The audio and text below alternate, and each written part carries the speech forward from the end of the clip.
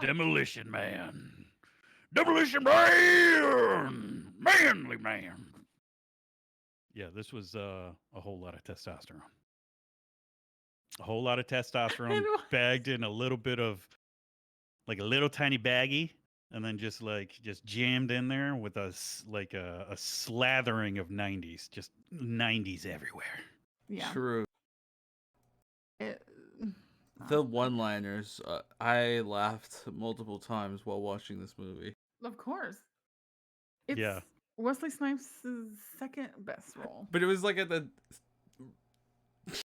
not funny. Like it was funny, but it was like he threw a TV at him and he's like, "You're on TV." He threw it at him. Yes. It was like those kind of things. Yes, it was just this constant back and forth bantering between the two of them with like one-liners. Like Yeah, as they fought. yeah, it was like a movie of dad jokes. Just like constant like, with fists. Like two dads just duking it out and then dad joke back and forth, back and forth. Yeah, another one's where he's asking where the toilet paper is, and they're like, "You don't know how to use the shell," and then he starts swearing, and it starts pooping out the papers. Mm-hmm. So he continues swearing to use that as toilet paper. Yeah. Take a shit with it. I mean, because it basically encapsulated the 80s and 90s where there were one-liners. For Predator and everything, one-liners were out throughout Arnold's existence in the movies. Mm-hmm. I would say at the same time, this movie actually makes fun of itself and the genre and the actors because they say, "Oh, Arnold's fucking president." What? And they even reference Rambo, so it does take into account pop culture into this movie. Well, of the past, by the way.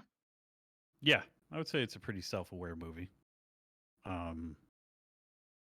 With as you noted before we started recording, a relatively obscure and unknown director.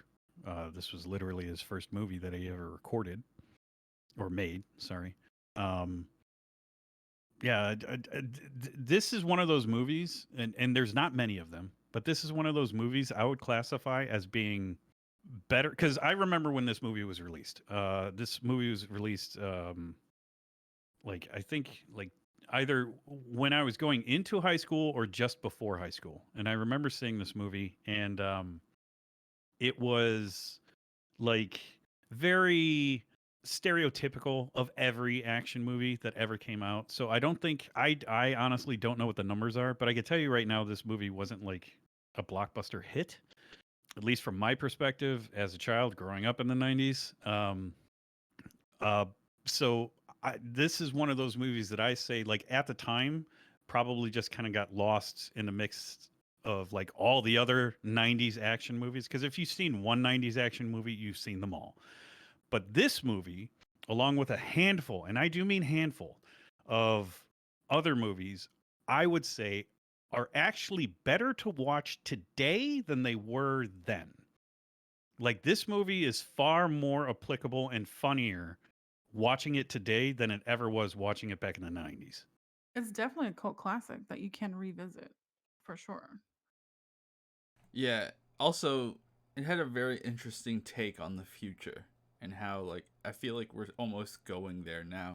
Well, yeah, and that's part of why I said it. Like, it's a movie that if you watch it, it like if this movie came out as is today, like if this got launched in theaters, I would imagine that it would be a very similar situation as to like Joker.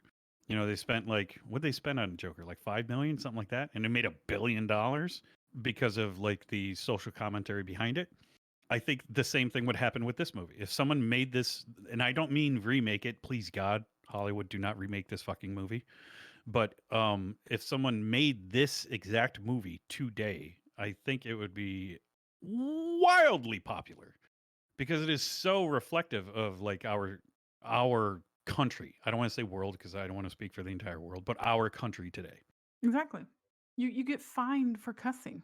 Yes, it's I don't know. There's Everything is so much illegal. social commentary in this movie that Yeah. is so applicable today. it is absolutely ridiculous. Another one that immediately pops to mind, that's in that handful, which one day hopefully we would review, but is PCU. The movie PCU stands for Politically Correct University, starring Jeremy Piven. That movie was absolutely amazing. And if you were to watch it today, you'd be like, this is what's happening today on our campuses. And so when you watch this movie, you're looking at it, or at least I'm watching it, and I'm like, this is our country right now. This is where we are headed if we aren't there already. Yeah, I watched it this Thursday, or this last Thursday, and it was very relevant to this day. Very relatable. It's almost prophetic. Like, I love the fact that Taco Bell, every restaurant is Taco Bell. And that is another, like, a thing that's like very relevant. I can't speak. Well, I mean, for anyone who lives outside the United States and doesn't have Taco Bells near them, at least where I live in the United States, every time I drive past a Taco Bell, there's a line. Like, I don't know what it is about Taco Bell, but there is a line of cars waiting. It's just the big corporations are kind of gobbling up, the smaller ones. Everyone's buying each other, and there's a pyramid at the top, and it's like, yeah, everything is Taco Bell. Actually, I get so mad like when they take something off the well, allegedly. If somebody takes something off the Taco Bell menu, I'm like, oh, you're not gonna win the franchise wars like that. True.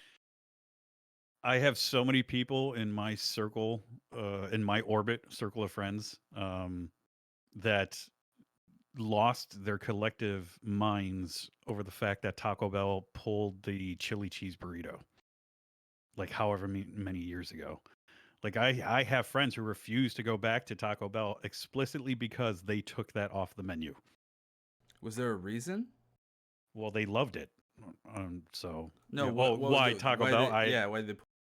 From my understanding, and I don't know if this is like a wives' tale or some like rumor, whatever. From my understanding, at least what I have been told, the reason why Taco Bell took the chili cheese burrito off of the menu is because the chili cheese that goes into the chili cheese burrito is like freshly made every day. That's not something that they have in a bag and squeeze out. They have to make effort to make that. And because it took so much effort to make it, they took it off of the menu. That sucks. Well, I'm sure Taco Bell paid a shit ton of money. Probably funded the entire film almost to be in it. Oh, They've yeah. done that with Yeah, multiple everywhere. items on their menu though. So that means they do not want they do not want to make customers happy. Yeah. All right, so the synopsis of this one is basically it's a cops and robbers. It opens up with a cop chasing a robber, and I'm so bad at this. So the cop, should I say their names? I'm so bad with names. John Spartan and River Phoenix. Simon Phoenix. It's funnier if you say River Phoenix. Okay. Wait, is his name River Phoenix? No, it's Simon Leave Phoenix. this in. Leave this all in. Okay, so Simon Phoenix is the cop, and he's trying to catch. Wait, is that not Steven Seagal?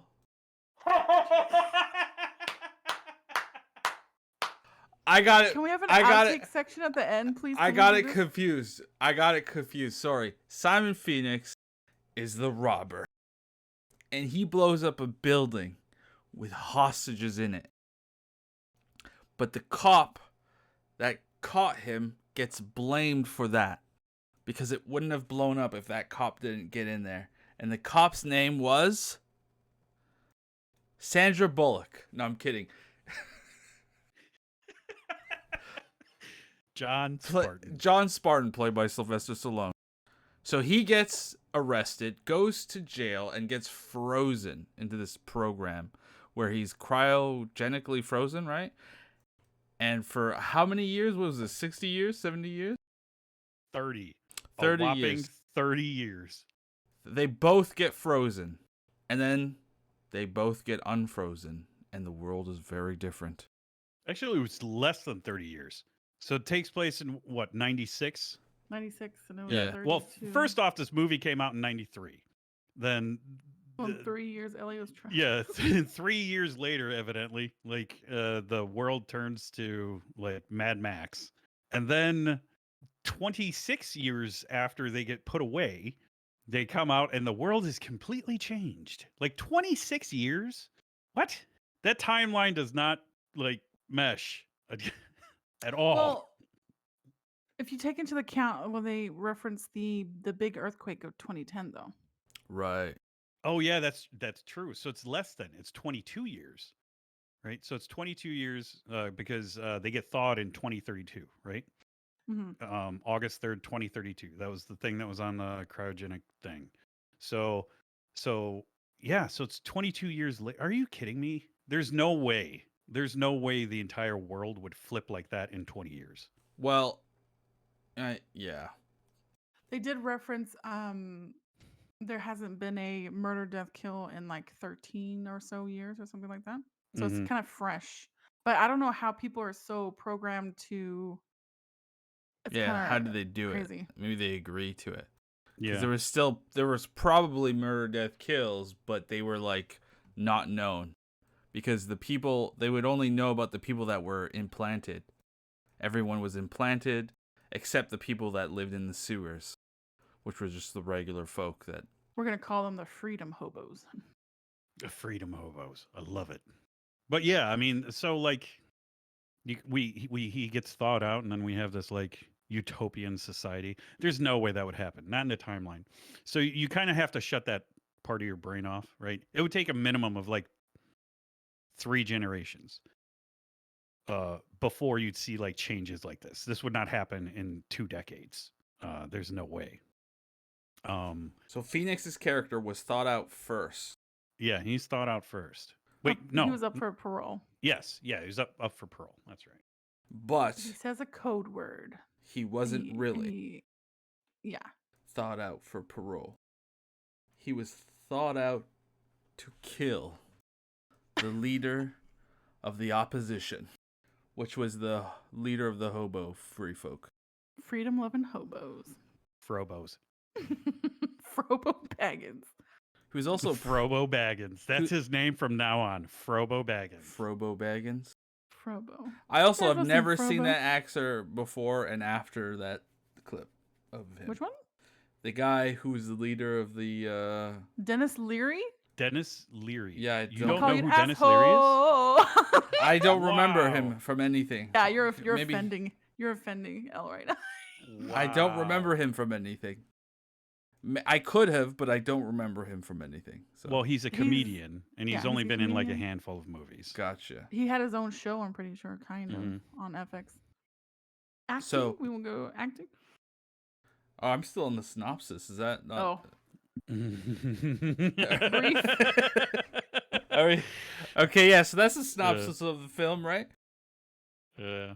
Stallone gets unfrozen after John Spartan. And then they beat the hell out of each other for like the entire movie. They didn't stop. There was No. a break, a brief Nope. break, Yeah. but the whole movie is Simon Phoenix and John Spartan fighting. Yeah, because he's the only one that can take on Phoenix. Because this whole society, there's no way. Right. There's no way. They Their thought him reality out. is not. That was their solution to Yes. because they couldn't. The cops weren't able to kill anyone because they just didn't know how to do it. They had batons with electricity, like they have in Europe. Oh yeah. What did they call them? I can't remember what they called them. But you just touch someone on the head and they get knocked out. Yeah. But yes, they were it not was trained. a very action-packed, start to finish movie. I got to be honest. My hot take. I think aside from Dennis Leary and Sylvester Stallone, I think the acting was on point throughout this entire movie. Dennis Leary, this has got to be this has to be one of his earliest, if not like the earliest film that he started. So, I mean, Dennis Lear was super popular back in the 90s because he was a comedian and he was very frank. He was in your face, and he had an amazing special called No Cure for Cancer. I own that CD back in the day. I listened to it. I don't know how many times. I memorized that song. He's one of my favorite comedians. Not exactly the greatest actor back in the day. Um, but I would say, because I could think of, I know he did the Fireman show, and I didn't watch that, and I know he's really big into like doing like donating time and money and stuff like that to firefighters. He was in The Ref, and I loved him in that, and he was in Judgment Night, and he was amazing in Judgment Night. Demolition Man, basically, I mean, from what we see of him, he's basically just doing his comedic act. You know, he that was his shtick, talking really fast and like just like rattling stuff off the Yeah, cuff. That was his thing. He was really good at that. being a dick. Right. So he kind of like stood out a little bit. I don't think that's any fault of his own. I think that was just like kind of like the writing right there. I don't think he was given very good direction. Um, but him aside, you know, at the time he wasn't like a super professional, like awesome actor yet. So put him aside. He's the outlier. Sylvester Stallone, I would say, is the weakest part of this movie. Um, I did not like him in this movie at all. I'm not like dissing the man, disrespecting the man as an actor or as a man. But I think it was a fish out of water type situation. He was miscast for this role. I don't know how he got Yeah, a hold of this role, but yeah, I that's did how I not feel like too. him. Jean-Claude Van Damme was initially considered for the role. This Really. movie would have been amazing. Well, it is amazing, but it would have been exponentially better. And I was thinking about this driving the other day. Who would I have put? Because the movie itself is very intelligent, right? Because it's a giant social commentary, right? That was way ahead of its time. It was very intelligently made. I think all the actors and actresses that played the supporting roles were on point. They were great. Sandra Bullock was amazing. But I think Mel Gibson, if I were to put an actor in this role, I think Mel Gibson, the 90s Mel Gibson, like Lethal Weapon Mel Gibson, in this movie, I think would have been a much better fit. And it had a different tone. You know what I'm saying? I did not like Sylvester Stallone in this movie. The movie itself is amazing. And they would have put a Rambo poster on the wall instead of Lethal Weapon. Right. Right. Yeah. Yeah. I think Mel Gibson, Lethal Weapon Mel Gibson, because again, not trying to bag on Sylvester Stallone, but I think Mel Gibson does comedy a hell of a lot better. Stallone's more serious. Him in that Assassins movie is really good. Yes, yes. Yeah, I think Mel Gibson does comedy. You could like watch any of the Lethal Weapon movies, and you know exactly what I'm talking about. And I think he would have just been a much better fit for this role. I think he would have both physically, you know, auditorially, like speaking wise. I think it would have been a much more intelligent character and fit in better. It was a great movie. I love this movie. The I think one of you guys brought it up before. Has anyone seen the one actor in anything other than Beetlejuice? He played the exact same role. Glenn something. I can't remember his last name. I haven't seen him anywhere else. He's only been in Beetlejuice to me, and then this one offshoot movie. And these movies were like filmed like I think like 5 or 6 years apart, somewhere in that neighborhood. Yeah, I he want to just, say. I don't know, maybe he went into like voice acting or something, but I haven't seen him in anything else. Right. I'm pretty sure he even had the same hairstyle. I can't remember. Maybe I'm just imagining it, but didn't he have the white streak in Beetlejuice too? You know what? That either that or his wardrobe, Oh yeah, because he since wore a it's Tim kimono. Burton. Yeah, it was the exact same Yeah. thing. He wore a kimono in Beetlejuice. Yeah. Oh my goodness. It was like someone when he got cast for this movie, the casting director was like, "We need you to play the exact same thing that you did in Beetlejuice because it's the exact See, same character." that's how I feel about that annoying Rob Schneider motherfucker. He plays the same character in every movie he's in. I can't stand him in this movie. I can't stand Yeah, him. he's in this one too. Yeah. You could thank this movie for Judge Dredd, Rob Schneider being in Judge Dredd, because I guarantee Yeah. you Stallone loved Rob Schneider. He made him laugh. So when he got cast for Judge Dredd, he probably wanted Schneider to play the supporting role. Probably. I don't hate him as a person, but I can't stand it. Yeah. But like everyone in this movie did an amazing job. Like the guy who played the chief of police. I can't remember his name. I've seen him in a lot of films. If you've seen his face, you know exactly who I'm talking about. He's just one of those actors where you're like, "What's that guy's name?" But I mean, he did amazing. Benjamin Bratt, the guy who played Yes, he, Garcia. yes, he was awesome. Like he was able to play the boyish he just did a great job. Sandra Bullock was on point. I mean, this is peak Sandra Bullock, 90s Sandra Bullock, coming off of Speed and all that. I think she even did They did uh Missing and Giuliani later together. mhm. And then the best part of this movie, fucking Wesley Snipes. Yes. Oh my god, was he amazing in this movie. Yeah. Start to finish. Wesley Snipes was just absolutely amazing. I've said this before, and I'll say it again. I love when actors who don't normally play villains play the villain. Because man, did Wesley Snipes knock it out of the park. Yeah, He 'cause he was was playing around with amazing. them. He'd be a little crazy, talk And some shit.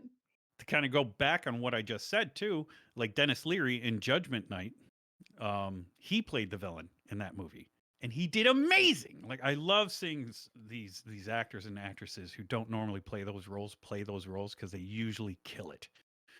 And yeah, Wesley Snipes was amazing, absolutely amazing. I loved him so much in this movie. So, okay, let me this is how dated this movie is and how prevalent MTV was at the time, because the entertainer at Taco Bell was Dan Cortez from MTV.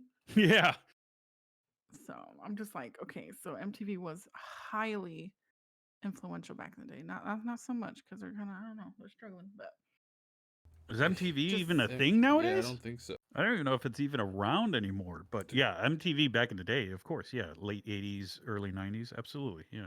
and you do see young Jack Black. You see Jesse Ventura as one of the, henchmen dudes. Yeah, he's Oh, the guy really? that shot. Yeah, he's the guy that shot the main bad guy, Oh, Hawthorne, yeah. Nigel I remember. Hawthorne. When Wesley Snipes, He has can't- long yeah, hair, 'cause- right? Yes. Yeah. And he's like, someone, would you shoot this mofo for me? And he throws him the gun, and he pulls out the gun and he shoots him. It's like Jesse Ventura. Oh my god. Can we just talk about? Okay, I have a question about the wardrobe, of the influence of like Japan and Japanese, like kimonos and everything they're wearing. What is that? His image for a perfect society? Everything's like Well, clean. Well, in Japan right now, it's very frowned upon if you pollute or litter like that. Their society is very clean like that right now. I think it also ties in with the whole Zen thing, right? Yeah. Oh, the Be Well. Okay. Yeah, so everyone's walking around in kimonos. Well, first off, kimonos are comfy as hell. Secondly, yes, it's aside from some of the professionals like the quote police officers, everyone is basically walking around wearing something akin to that. So I think that's what they were kind of going for, like a whole Gregorian type society where everyone is Okay. very zen, very calm, very polite, and yeah, the social commentary in this movie is just absolutely amazing.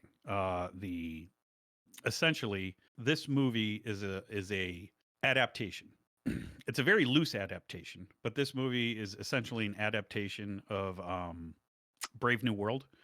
And I don't know if you guys know what Brave New World is. Brave New World is a very very old book, like written in the 30s, and I mean the 1930s, if not earlier. I think that it doesn't really matter, but it's a dystopian novel that was written by Huxley, Aldous Huxley, and Huxley is actually that's why Sandra Bullock's character Reference. Yeah. is named Huxley, because he was the author of this book. And essentially, this movie is an adaptation of that book. And while that book isn't the father or the first book of like dystopian fiction, the first book was a book called We, and that was written by, oh, it's a Russian name that's right, Zamyatin. It's in there. It'll pop out when I least expect it. But anyway, he wrote it. He wrote We, and that's the movie, or that's the book that the movie Equilibrium is based on, very loosely. But yes, so We was written by Zamyatin, and Equilibrium is based on that. Brave I New love that movie. World was written by Huxley, and this movie is based on that. And then George Orwell, he's the one that like everyone thinks that George References. Orwell is like the father of dystopian fiction. Yeah, He's the one that 1984. popularized it. Yeah, 1984. He popularized it, but he didn't start it. He just happened to be the best one to do it, essentially. In Brave New World, we have a society where like it's very sterile, it's very clean. People are like learn things in their sleep. That's where we get the like the programming when they're in cryo sleep, right? So people are programmed when they're sleeping. These are all things that are being taken out of the book and put into the film. There's no like aggression. There's no they take a drug in order to calm everyone down. They don't swear. Yeah, there's no cussing. It's a very sterile society where like everything is illegal. Cholesterol is illegal, salt's illegal, spicy foods are illegal. You can't touch anyone. Like having sex is illegal. Like everything that can inspire you to like be emotional or like anything that is even remotely bad for you is completely illegal and you're fined. Yeah, Or you're in prison and incarcerated. when they shake hands, they just wave their hands in front of each other. Yep, and that's why you also have the seashells thing. It's a bidet is what it is. And so yeah, there's no toilet paper or anything like that, which they make a joke about it. And that joke, by the way, is again credit to the director, even though this was his first film. Like I love later on in the movie, like you hear someone cuss and you hear that thing like go off in the Oh, every background. time. Yeah, every time. It's hilarious. Attention to detail. I think there's actually been a post about the three seashells, like explaining it. Like this goes here. What do you do here? And this. Yeah. It's a bidet is what it is. Well, it's actually it's if we were to ask our mutual friend Frank, he would know exactly what it's called, but technically a bidet is a separate toilet that you sit on to clean yourself. And then there's a word for the thing that's both a bidet and a normal toilet combined, right? So it's whatever that is. You'd have to ask Frank. He knows what that is. But anyways, that's way off topic. Yeah, so I liked the movie a lot. It was pretty funny. It was entertaining. It was extremely good. I would recommend this to anyone who likes action. I said it before at the beginning of our recording. Say it again. This movie is far more applicable today, watching it today, than it was, 30 years ago. Well, damn, we're approaching 40 years ago. But yeah, it's an amazing movie. It's very funny. The commentary, you would think that it was written today. If you were to watch this movie and you'd see the way everyone's behaving and the way society is in this movie, you would think that it was written yesterday and they produced this movie today. They'd be too scared to make it though, or remake it. Open people's eyes. Let's try to like be diplomatic about this, right? Because the interesting part about it is they look at both sides, right?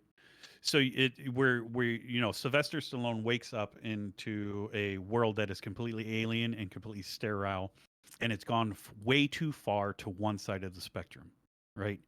And then you have the people who are living underground, the Frobos, right? And they are way too far to the other side of the spectrum.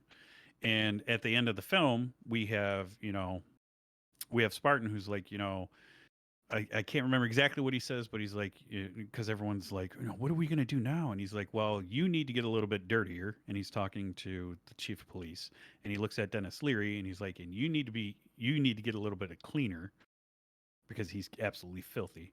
and he's like, and meet somewhere in between. That's the Exactly. happy medium, right? It's easy to watch it. It's so easy to watch this movie and be like, see, that's what's going to happen if blah blah blah blah blah, and then just rag on like that spectrum of political discourse. It's easy to do that, but it's that's not what the film is trying to do. The film is trying to say, hey, this is what's going to happen if we don't if this goes way too far off course and we don't meet somewhere in the middle, right? Because we don't want, because in the beginning we see what it's like on the opposite side, right? Complete anarchy, everyone's losing their mind, fires everywhere. It's way off base. And then if you go to the other side of the spectrum and everything's controlled and like locked down, well then this is what happens, right? So the message from the filmmakers aren't like, oh, everyone's a pansy, even though that's hilarious. Uh, the message is, we need to listen to each other and work together in order to make this work. We can't have one without the other.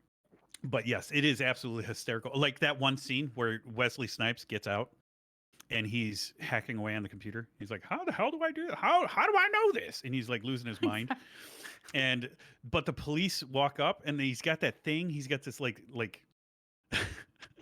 a quote futuristic phone or whatever in his hand, and he's like the felon is in front of me, and it's like walking him through step by The step how to steps, yeah. arrest somebody, and which also keys in or calls back to Rob Schneider, like, we're police officers, we're not trained to handle this sort of violence. And it's just funny how like a criminal, even though this is supposed to be like an amazing criminal, a criminal is able to like completely shatter these people's worlds. And I love how like Wesley Snipes starts beating people up, and you got the big guy, like it's the last dude to walk up to him, right? And he's got his fists up, and Wesley Snipes puts his fists up, and he's like, ooh, ooh, and then the big guy goes to swing at him, and Wesley Snipes is like, whoa, whoa, whoa, he puts his hands up, and then the big guy's like, whoa, I didn't mean to hit you, and then Wesley Snipes sucker punches him, right? That's so hilarious because even the guy, this jacked dude that is like twice the size of Wesley Snipes, even this guy doesn't know how to defend himself. Like no one is prepared for this man and the mayhem he's going to wreak in this town, and that's why they defrost John Spartan and bring him out. But now you got one psychopath chasing down another psychopath. Yeah, it's a great film. It's just unbelievable how you just take everything of basically being human of these people, and they're just like happy-go-lucky, can't exactly face reality, live in the true reality of the world. It's just kind of like a facade. It's kind of sad. Like the guy in the booth, he's like, I just don't feel like anyone likes me anymore. Yeah. Yeah, I You remember that inspire scene. happy joy feelings in everyone around you. Joy. Exactly. So, Because Brick, you what would you can't. say is like the best part of this film for you? Probably when they were fighting in the museum. I don't know why I like that a lot. It was just fun, entertaining. That's the scene where they have to have like fired off like 9 dad jokes in that scene. Yeah, and then like under the museum there was a glass floor and you could see the old city underneath, Mm-hmm. and then they fell into it. Yeah, I don't know, I liked it. And Siren, what would you say is like the best part of this film for in your In my opinion? opinion, the best part is when he's acclimating to the new world and his reactions to everything, how like jaw dropping, and he's like, "What the fuck?" And then it bings at him and like gives him a citation. I'm just like, that's my favorite part. Mm-hmm. That's that is the exact reason why I think like a star like Mel Gibson would have been better. Because in my I do agree with you. I feel like, not that the action was bad or anything like that.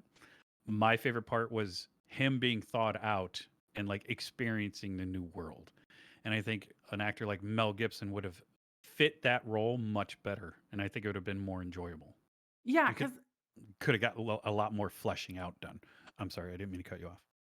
it could have been ma- like a deadpan, but he can't do deadpan. He's just dead. when it comes to Stallone's humor.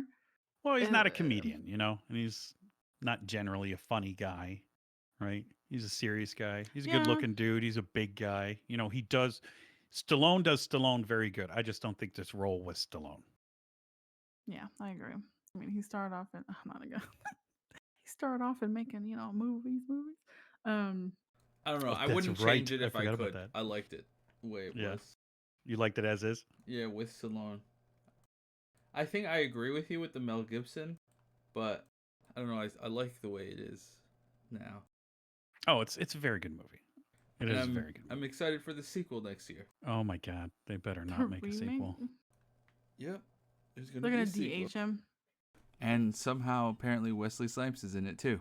Oh my god, that would be awesome. That would be awesome. Yeah. That It's would in the be works. awesome. It's in the works. If they got Wesley Snipes, I'd be all aboard it. I would be all aboard. But if they're gonna remake it and not have Wesley Snipes, They're not no. remaking it. They're making a sequel. Well, the sequel. Yeah. Sequel? They better get Sandra Bullock too. Hopefully.